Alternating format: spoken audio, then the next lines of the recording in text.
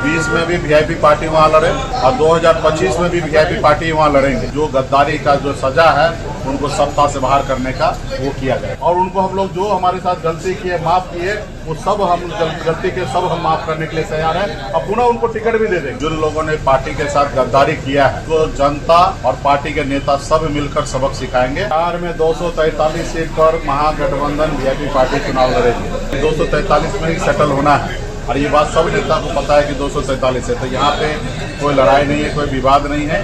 BJP मंत्री राजू सिंह के खिलाफ मुकेश सहनी ने मोर्चा खोल दिया है। मुकेश सहनी ने कल साहेबगंज में कहा कि पिछली बार भी वीआईपी पार्टी यहाँ पर चुनाव लड़ी थी और इस बार भी वीआईपी पार्टी चुनाव लड़ेगी। गद्दारी करने वालों को जनता इस बार जवाब देगी। आपको मालूम है कि पिछली बार एनडीए मुकेश सहनी थे और साहेबगंज सीट मुकेश सहनी के खाते में गई थी और मुकेश सहनी ने राजू सिंह को मैदान में उतारा था। राजू सिंह विधायक बने, हालांकि समय और परिस्थिति बनी, विधायक के साथ राजू सिंह जो है वो भाजपा के साथ चले गए। कहा गया कि भाजपा ने मुकेश सहनी की पार्टी को तोड़ लिया, मुकेश सहनी के तमाम विधायकों को अपने साथ बुला लिया। अब देखिए मुकेश सहनी उन सीटों पर दावा भी कर रहे हैं जिन सीटों पर पिछली बार वीआईपी पार्टी चुनाव लड़ी थी। सबसे पहले मुकेश सहनी ने क्या कहा है, उनके पूरे बयान को आप सुनिए। बिहार में 243 सीट पर महागठबंधन वीआईपी पार्टी चुनाव लड़ेगी और सीट का कोई ये नहीं, मजबूती से बिहार में अपनी सरकार बनाएंगे और आने वाला समय में जो गरीब पिछड़ा दलित के साथ जो अन्याय अत्याचार हो रहा है उनको न्याय देने का काम हम लोग करेंगे। तो बिहार में महागठबंधन जो है 243 सीट लड़ेंगे और निश्चित तौर पे सभी पार्टी, कई दल है, 6 दल है, सब लोग चाहेंगे कि हम ज़्यादा से ज़्यादा चुनाव लड़े। तो निश्चित तौर पे सब का इच्छा जरूर है, लेकिन 243 में ही सेटल होना है और ये बात सब नेता को पता है कि 243 है, तो यहाँ पे कोई लड़ाई नहीं है, कोई विवाद नहीं है। बहुत जल्दी आप लोगों के बीच में ये जानकारी दे देंगे कि वीआईपी पार्टी कितना सीट लड़ रहे हैं, महागठबंधन में अन्य दल जो है वो कितना सीट पर लड़ रहे हैं। और अभी तो चुनाव का समय है, तो आप लोग देख ही रहे कि लगातार हम लोग लगे हैं और हम लोग तो 365 दिन 5 साल लगातार जनता के बीच में रहते हैं। विपक्ष के नाते हमारे पास एक ही काम होता है कि जनता के दुख सुख में खड़ा रहना।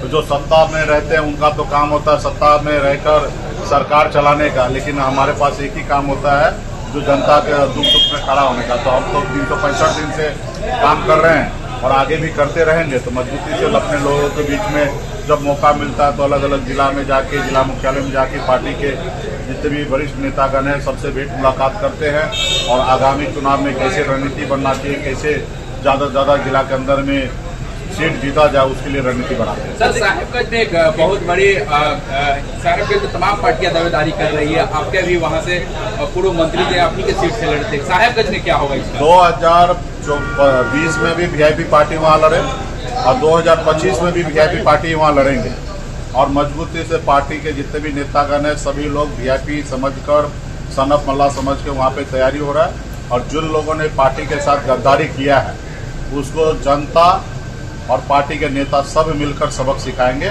उन जो गद्दारी का जो सजा है उनको सत्ता से बाहर करने का वो किया जाएगा। दावा पेश कर रहे तो हमें तो एक्सेप्ट है, लेकिन बेटी रोटी का संबंध पहले कर ले और उनको हम लोग जो हमारे साथ गलती किए माफ किए वो सब हम गलती के सब हम माफ करने के लिए तैयार हैं और पुनः उनको टिकट भी दे देंगे। तो आपने सुना वीआईपी सुप्रीमो मुकेश सहनी को, जिन्होंने साफ तौर पे कहा कि पिछली बार भी लड़े थे, इस बार भी लड़ेंगे। बात रही सीट शेयरिंग की, तो कोई विवाद महागठबंधन के अंदर नहीं है। हम लोग पूरी मजबूती के साथ 243 सीटों पर वीआईपी पार्टी लड़ेगी, 243 सीटों पर महागठबंधन के तमाम घटक दल चुनाव जो है वो लड़ेंगे।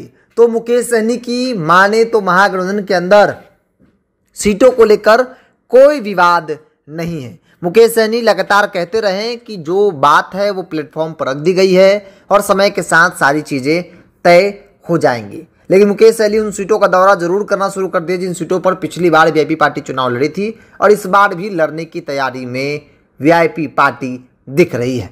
बहरहाल देखने वाली बात हुई कि महागठबंधन के अंदर सीट शेयरिंग होता है तो किसके खाते में कितना सीट जाता है और मुकेश सहनी क्या उन सीटों पर जो दावा कर रहे हैं वो सीट क्या वीआईपी के खाते में जाती है या फिर नहीं। आप भी अपनी राय को कमेंट्स बॉक्स में रखिए। इस पूरी रिपोर्ट में इतना ही। बहुत बहुत धन्यवाद।